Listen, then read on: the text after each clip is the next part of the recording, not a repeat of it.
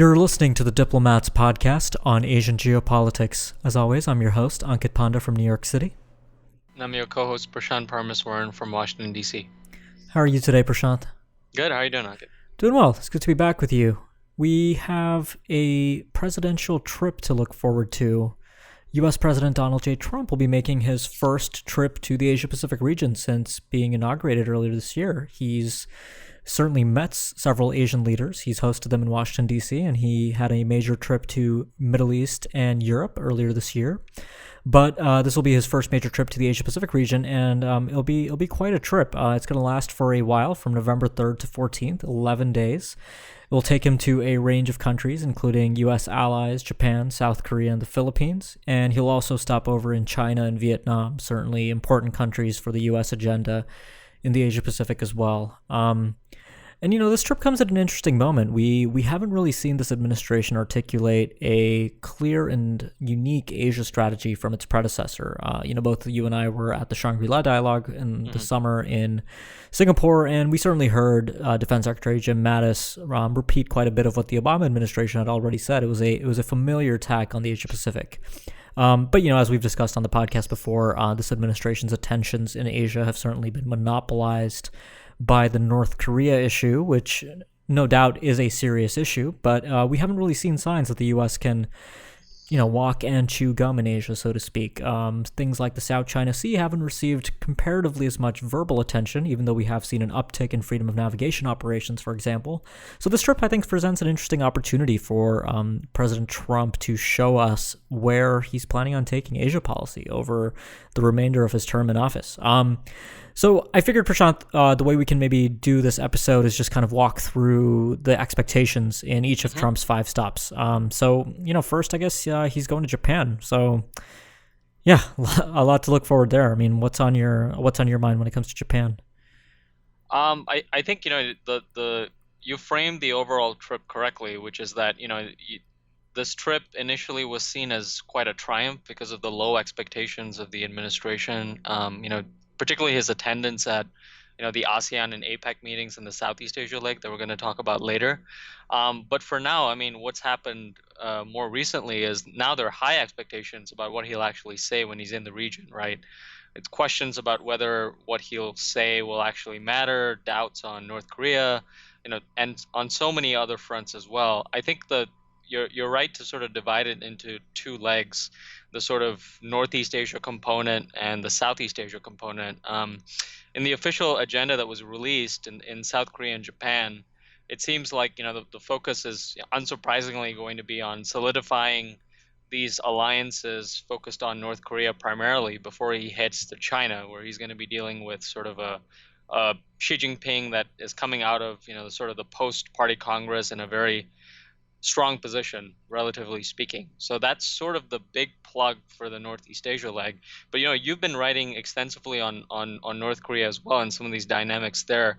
What's your sense, based on where the agenda has been set officially, what we might see when he goes in? Looks like there's a number of engagements that have been officially announced, like military service member meetings with abductee families in Japan. A lot of it's on North Korea, but what can we expect on Northeast Asia on that front? Yeah, so I think the Japan leg is going to be certainly interesting. I mean, first of all, on the Japanese side, they're about to have a snap election later this month. Shinzo Abe and the Liberal Democratic Party appear pretty well positioned for a landslide victory, so I'm not too worried. In fact, the White House in its statement just said that they're going to be meeting Shinzo Abe. I think they pretty much assume that it's going to be the same prime minister in town in Tokyo. But, if Abe wins this election, he'll have potentially a stronger mandate for action on North Korea, which could lead to a range of issues coming up at this meeting between Abe and Trump. Certainly one of the things I'm watching for is any major announcements on missile defense cooperation. Japan is obviously already cooperating with the United States extensively. For example, the SM-3 Block 2A interceptor system, part of the Aegis system that is both deployed with Japanese, that will be deployed with Japanese and American destroyers, is planned to enter service in 2018. So that's something to look forward to. But also, Japan may make moves on Aegis Ashore, an important missile defense component for it as well.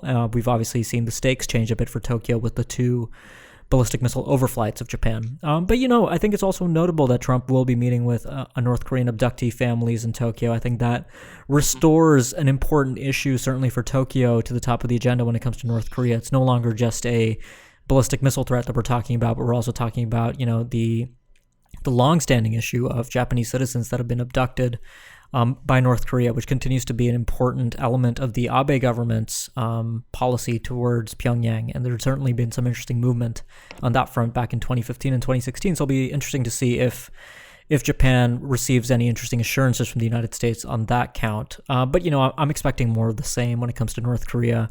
Right. There is also the trade and economics angle, which, has been left out a little, I feel. Just earlier this week, Japanese Vice Prime Minister Taro Aso was in D.C. to meet with Mike Pence. The two of them continued the second meeting of their economic channel on trade ties, which was set up in February when Abe came to Washington.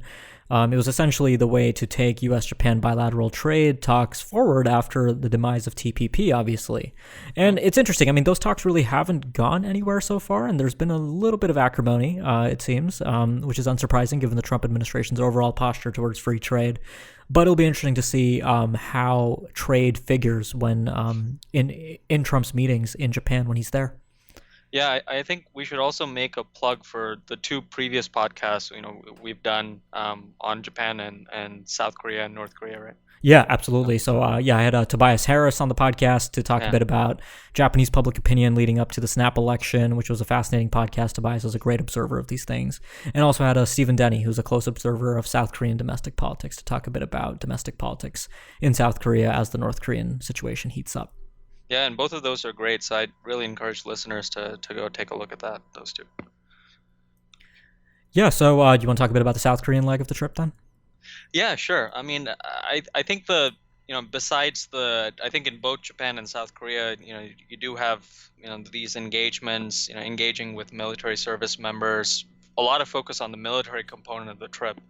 But also he'll deliver an address at the National Assembly that's going to be focused on North Korea, which I think will be sort of, a lot of attention will be focused on there and that before he heads to China. So that will sort of be the big sort of pull there. And I think what this Trump White House so far has been focusing on is very much on, under the Obama administration, you saw an attempt to, beyond traditional alliances, look at comprehensive and strategic partnerships like Vietnam, like Singapore, formalizing these partnerships. But here under the Trump White House, so far what we've seen is a focus more on traditional alliances, which is no surprise because, in Northeast Asia, these traditional alliances are needed for the North Korean threat. And in Southeast Asia, which we'll talk about later, Thailand and the Philippines, both those alliances were a bit in trouble towards the end of the Obama administration because of domestic politics and threat misperceptions there. So in South Korea, I think that will sort of be the biggest draw, and I think the big plug will be Japan and South Korea getting those alliances right before moving on to China. The other thing we should also mention is that this is happening at a time when you have the U.S. and the U.S. and South Korea engaging in exercises that are sort of ramping up potential tensions in the Korean Peninsula, and you have also sort of always on the back burner people speculating about when the North Koreans might have a next missile or nuclear test or do some other kind of provocation while Trump is in the region, and when China is having its party congress as well that's set to kick off. So a very active time when this Asia trip is happening as well. Yeah, the South Korean leg is interesting. I mean, certainly everything you said, I think will be in play. Alliance reassurance, I should also note in the case of Japan, is just overall it's a more difficult task right now in Northeast Asia for the Trump administration. That's part of the problem of the North Korean ICBM, as we've talked about on previous podcasts. Mm-hmm. In particular, I've noticed that, for example, the recent Japan-U.S. 2+2 meeting of foreign and defense officials, it was interesting to note the prominence of the extended deterrence language. I think we'll see that certainly be in play in both Tokyo and South Korea. And also, I should note in South Korea, Trump reportedly, according to South Korean reports at least, is supposed to head to to the demilitarized zone to carry out some sort of gesture towards North Korea. We don't really know what it is. He could pick up a megaphone and start yelling across the DMZ. We'll find out soon enough. Certainly, Mike Pence had a moment when he was at the DMZ himself with his resolve face, where he said that it was important for North Korea to see the resolve on his face. So maybe we'll see something like that out of Trump. But a few other things, the South Koreans are making a pretty big deal about the fact that this is going to be the first state visit by a U.S. president in 25 years, which is an interesting feature. Formally, yes, Obama, Bush, Clinton visited South Korea, but their visits weren't actually state visits, which are the costs are borne by the South Korean government. So in a way, they're honoring Trump beyond what they'd shown to the past 3 U.S. presidents. So that, in a way, it's notable itself. And part of me wonders if that's to, prevent Trump from making a huge stink while he's in Seoul about the Korea-U.S. Free Trade Agreement, KORUS. Certainly, that's been one of the, issues in the alliance that I think a lot of observers of security affairs, at least, have been a little bit perplexed by. It's precisely the wrong time to kind of raise something like that when you're trying to reassure an ally after North Korea has introduced an ICBM and tested it 2 times this year. So, a part of me wonders just how strongly, the economic issues will again come to bear in Seoul, since certainly that could be an important way that this trip could be derailed. But I think, if assuming that Trump's staff managed to keep the guardrails on this visit and maintain a core focus on the alliance, on reassurance, on North Korea, there is a potential for this to be a fairly successful visit as well. And the South Koreans will obviously be looking to potentially discuss things like their own autonomous strike capabilities within the alliance, operational control transfer, which remains ongoing. It'll be good for Moon and Trump to address that in some form during the visit. So yeah, there's definitely plenty on the agenda in South Korea. Absolutely, and I think you're right to bring up the economic angle both for Japan and South Korea. I think very predictably, the official White House travel list for the president in terms of his engagements only mentioned economic events with respect to China, and then also his regional speech in Vietnam for APEC. There wasn't anything at all economic on Japan and South Korea, precisely because I think of what you said, which is the economic picture looks very, very cloudy and doesn't really align with what the administration is sort of trying to do, which is to sort of paint over some of this rhetoric, particularly on the trade side, but also the fact that it really is missing a big economic piece on its Asia agenda, right? It's seen in this very sort of protectionist bent about what the region can do for the United States, but in terms of what the United States has for plans in the region, that's something that we really haven't seen so far. Yeah. Let's talk a bit about the China leg next, I guess. This was actually interesting. The White House was fairly vague about the agenda in China. It just said, they'll discuss kind of regional, global issues and bilateral issues. And there's not much more detail. Obviously, North Korea will feature prominently. Trump has actually been fairly, as recently as this week, he's been saying fairly good things about China's sanctions enforcement and compliance. I think the facts are a little different, but I think the Trump administration sees the Security Council resolutions with Chinese support this summer as important victories on its North Korea policy. So it remains to be seen, how that leg of the visit will go down when Trump is in Beijing. And as you noted correctly, China will be out of its 19th Party Congress by the time this visit takes place. That's an interesting variable, I think, just because all along this year, it's kind of been a cliche to just hear analysts point to the 19th Party Congress as sort of a limiting factor on China's risk acceptance in foreign policy. People have been saying that China wants things to go off pretty smoothly through, as the year goes on until its 19th Party Congress. And it remains to be seen if Beijing might, take a slightly different approach after the Congress. I think it's difficult to say what way that will go. Xi Jinping will be coming out of this Congress presumably more emboldened with his leadership consolidated and extended for another 5 years. So it is possible that this second meeting between Trump and Xi will be a little bit less cordial and less smooth than the Mar-a-Lago summit, which was their first face-to-face meeting. Certainly the Chinese were a little uncertain about what to expect out of Trump during that meeting, but I think, now everybody's got a little bit of a better idea of what to expect from this administration. So I think it'll be really an interesting visit when Trump heads to Beijing. And certainly, again, we have to bring up the economic angle, especially with Wilbur Ross's recent visit to China and the trade channel with Beijing. So it remains to be seen if Trump will pursue that energetically, in addition to the North Korea issue. I think it's certainly likely. But yeah, I think this is, for me at least, the big question mark on this trip is how Trump's time in Beijing will really pan out. Absolutely, and also, broader questions about the administration's China policy and where exactly it is, right? I mean, earlier on, I think people expected at the initial stages, based on what we saw coming out from people close to the Trump team, that they would take a very tough line on China. But very quickly then we saw this sort of narrative come out that the Trump administration was trying to use China to somehow get to a resolution on North Korea. The extent to which that is true is unclear, because that was going on amidst a broader conversation about trade policy and economic issues and how to manage that, but then also, South China Sea and some of these other troubling manifestations of Chinese behavior. And I really don't think we've seen where the Trump administration is yet in terms of its China policy, which is worrying because, as you correctly noted, if indeed folks are right in saying that Xi Jinping had a reason to be a bit more conservative and cautious before the Party Congress, now that he's not burdened by that anymore, if we do see the Chinese taking more assertive actions in other areas, that could complicate the Trump administration's own, finding its own footing on China policy as well. Yeah, absolutely. I think that's certainly something to watch for during this Asia visit. But hey, Prashant, let's turn our attention a little southward now to Vietnam and the Philippines, the two final legs of Trump's visit, which I think are interesting not only for the bilateral meetings that Trump will be having there with the various Duterte and the Vietnamese head of state, but also because of the multilateral engagements. I mean, I think it's quite remarkable that Trump, someone like Trump, who is so hostile openly to the idea of free trade, quote unquote, will be attending the APEC summit. I mean, that in itself is going to be something quite remarkable. I think just looming over the whole summit. We'll have further conversations on FTAP.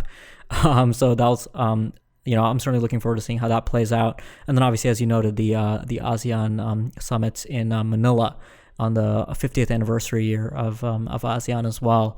But let's start with the Vietnam leg. So first, I guess let's talk about the bilateral leg of this. I mean, the Obama administration, in its final year in office, considerably accelerated the partnership with Vietnam.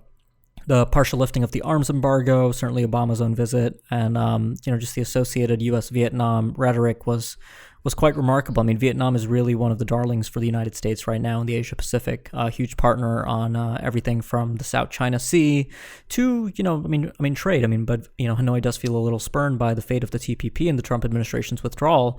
But I think there is generally still enthusiasm in Vietnam for continuing this rapprochement with the United States. So what's your expectation for how this trip is going to look, at least as far as the bilateral engagement goes?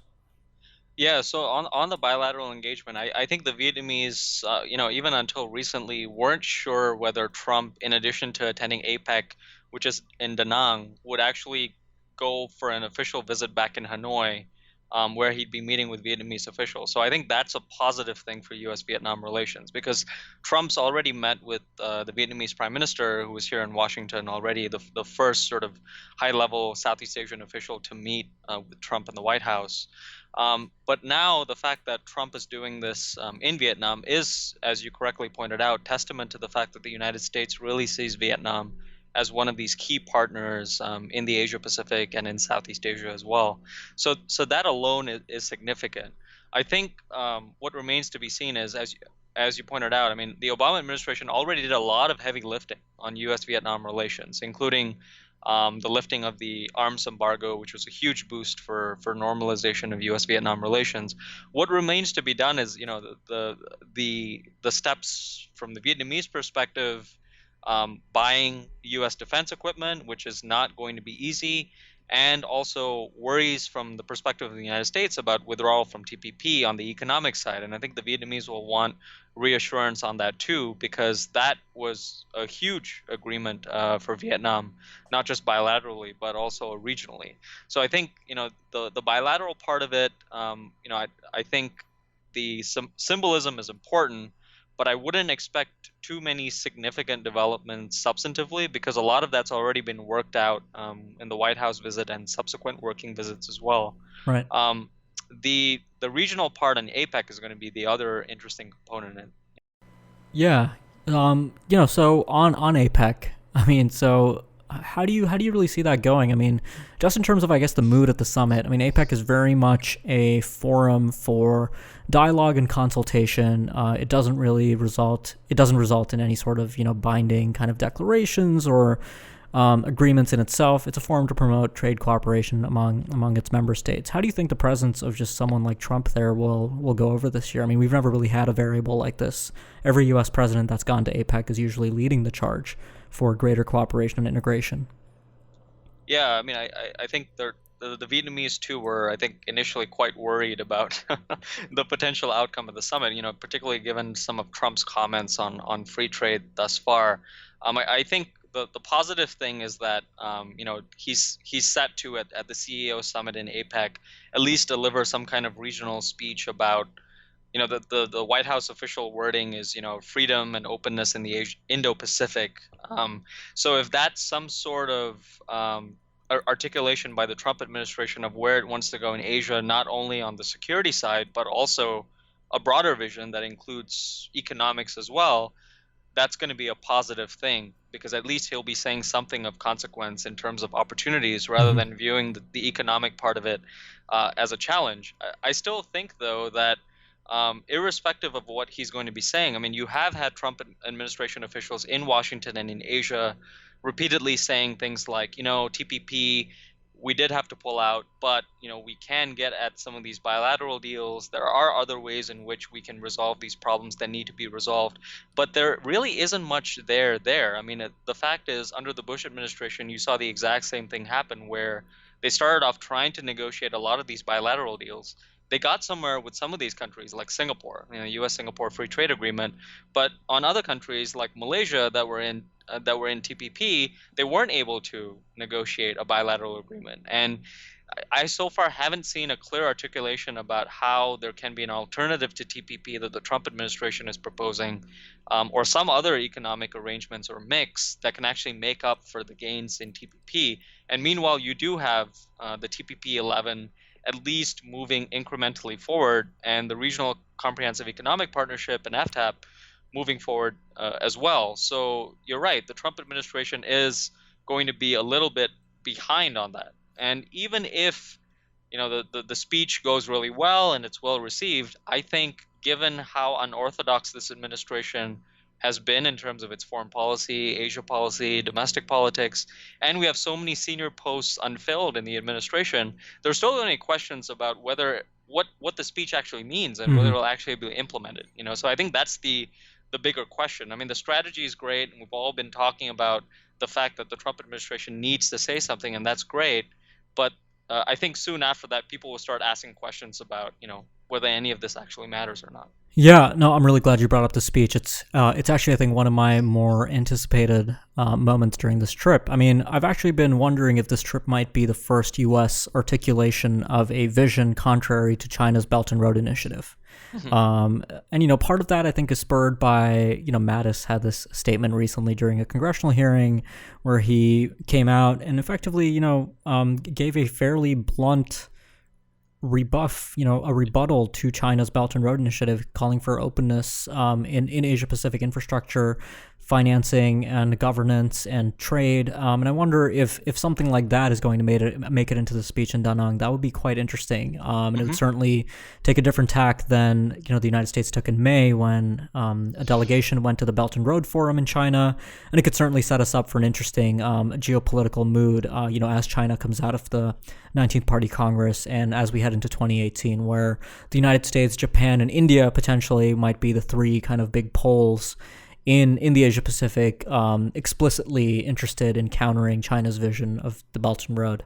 So that'll be something I'll be watching for too, but that might be a little bit optimistic. I mean, coming up with a strategy to really counter the Belt and Road, like you said, it will require filling those senior positions at the State Department, thinking strategically in a way that we really haven't seen yet. But hey, I'm totally willing to be pleasantly surprised by this speech in Da Nang. Let's close out now with the final leg of the trip in the Philippines. So I mean, the bilateral here, I think, has been on everyone's minds since last November when Trump won the Trump-Duterte meeting, the meeting of two unconventional state leaders with some characteristics in common. Certainly for Trump, we've talked about this before on the podcast. Not a very big focus on values-based leadership and diplomacy. And Duterte is obviously infamous for his drug war and tolerance of human rights violations, extrajudicial killings. What's your expectation for the bilateral meeting here? Yeah, so I think, there's been a lot of speculation about the specifics of the bilateral meeting, whether there'll actually be a separate summit meeting, whether they'll both be put aside and spend some time working out specifics and have a broader conversation, or whether it's going to be a quick sort of pull aside meeting. And if you read carefully the White House statement, it doesn't really clarify what the shape of the meeting will be. In fact, it just says, he'll be meeting with Duterte and other Southeast Asian leaders as part of this broader U.S.-ASEAN summit. So I think we'll have to see what the shape of that meeting is, because you're right. I mean, these are two personalities that, the format of the meeting and, the extent to which they'll be engaging with the press will all matter, because, even after Trump leaves, Duterte could give a statement that essentially nullifies any progress that could have been made, and Trump, vice versa, same way. So, I think that's going to be the big variable looming over it. But I think there's also a bit of nervousness in terms of those in both the U.S. and the Philippines that work on this relationship, because it actually has been going pretty well. I mean, starting from when Duterte came in and sort of talked about being, the sort of independent foreign policy, moving away from the U.S., closer towards China, you've actually seen the United States and the Philippines, particularly on the defense side, move actually quite quickly and robustly on some areas. And the big catalyzing factor here is the incident in Marawi, the siege by Islamic State-backed militants, back in May, that kind of seems to be, with the killing of the two Islamic State leaders recently, to be, in terms of its ending of this phase. And we don't know where it's going to be from later on, but certainly that's been a catalyzing factor in promoting this alliance sort of back again. So I think the big sort of banner on the bilateral meeting will be sort of, to what extent is the U.S.-Philippine alliance back, so to speak, and to what extent are these leaders actually going to promote that notion or undermine that notion, whether they're actually there and when they leave. But the other part of this bilateral meeting is going to be this is the 50th anniversary of ASEAN and also the 40th anniversary of U.S.-ASEAN relations. So there is going to be sort of this celebratory, dinners, celebrations in typical ASEAN style. And I think this is actually something that ASEAN leaders are going to be worried about, because, as you started saying at the start of this podcast, this is a really long trip, and this is the last leg that Trump's going to be on. He's not a huge fan of these big, long foreign trips. And, if he's tired going to some of these ASEAN meetings, which can be quite boring for most folks, right. It sets up an interesting scenario as to whether we might see some interesting tweets or statements coming out from him just because he's a little bit tired. Yeah, and we've observed that stamina problem, with his G20 performance, certainly. Mm-hmm. So I think, I think this isn't a baseless fear that the ASEAN leaders have. It will be interesting to see how he kind of tolerates a lot of this travel as well. But yeah, I think we hit on kind of all of the major points to watch for on this trip. I mean, it really is going to be an important diplomatic trip for the Trump administration. It'll really be a chance to show that, the administration can get its act together on Asia strategy. Certainly, we didn't talk about this, but for Rex Tillerson, who's been under the heat lamp a bit in the press lately, amid perceptions that his influence is waning and his future in the administration appears uncertain, a solid performance out of this trip could also be a way to demonstrate that diplomacy does continue to carry some weight for this administration, which really doesn't appear to be clear right now. Mm-hmm. So yeah, this will certainly be an important moment. So any final thoughts, Prashant, before we close out? No, I did just one final one. I'm glad you mentioned this actually. The values question, right? Democracy and human rights. Both of the Southeast Asia trips, the Philippines and Vietnam, matter in terms of human rights and democracy. Certainly domestically, not in terms of the Trump administration and the White House so much, but with respect to Congress, right? And so the Trump administration may not address these issues and put them front and center, But I definitely think, if they don't get their act together on this piece of U.S. Asia policy, just as we saw in the Obama administration, it can come back to bite you either in the form of congressional opposition. So that's something to flag as well, because you're right. I mean, particularly in the Philippines with Duterte's drug war, that's making some domestic actors in U.S. foreign policy very unhappy. Right. Well, thanks for joining me today, Prashant. Always good to talk to you about this stuff. Yep, good to be with you. Great. And for listeners, if you like what you hear, make sure you subscribe to the podcast on either iTunes, Google Play, or a variety of other outlets. And if you have subscribed but you haven't left us a review, please do so as well. It really helps get the show out there. And we'll be back next week with more. If you're interested in hearing something on this podcast that you haven't heard on Asian geopolitics, please do drop either me or Prashant a note. We'd be happy to consider it for inclusion in a future episode. Thanks for listening.